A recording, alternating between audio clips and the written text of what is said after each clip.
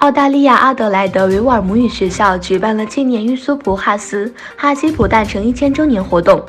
同时纪念了福乐智慧创作950周年。维吾尔母校的学生和他们的父母，以及来自美国的一些维吾尔活动人士也参加了该活动。该活动由悉尼、墨尔本和阿德莱德市以及新西兰的维吾尔母语学校联合举办的。除了各种艺术表演外，孩子们还表演了传统的麦西来普舞蹈表演。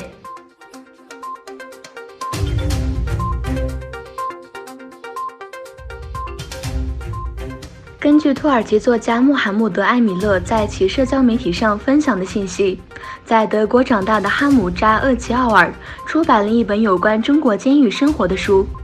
穆罕默德·艾米勒的分享如下：一个名叫哈姆扎·厄齐奥尔的兄弟，一个在德国长大并在德国学习的土耳其人，他的公司将他派遣到中国。他们在中国犯了一个错误，并被判入狱。他写了一本关于10个月的监禁生活的书。德国政府帮助了他。如果他是维吾尔人，他已经完蛋了。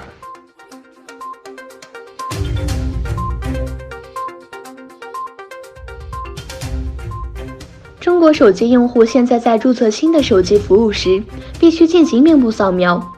根据中国资讯科技当局发布的通知，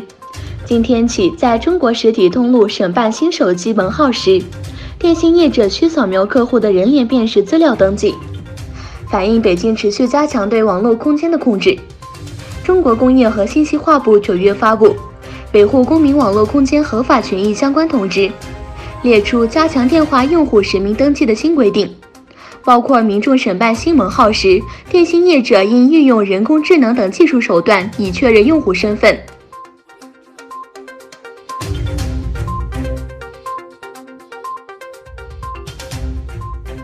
联合国人权事务高级专员巴切莱特在南华早报刊登评论文章点评香港局势后，中国官方予以反应，称巴切莱特的说法干涉中国内政。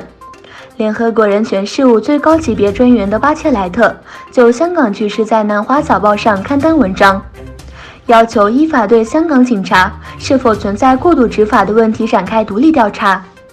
之后，中国驻日内瓦代表团作出回应，指责巴切莱特干涉中国内政，严重违反联合国宪章宗旨和原则。代表团称，中国对此坚决反对，并已向巴切莱特和人权高转办提出严正交涉。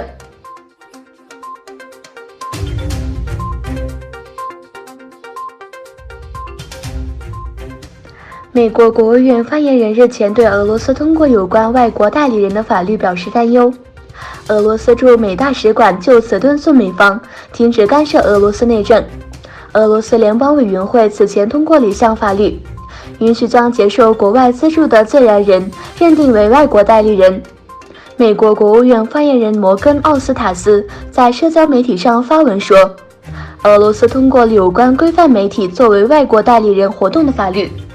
美方对此表示担忧，这可能被用于打压独立的声音。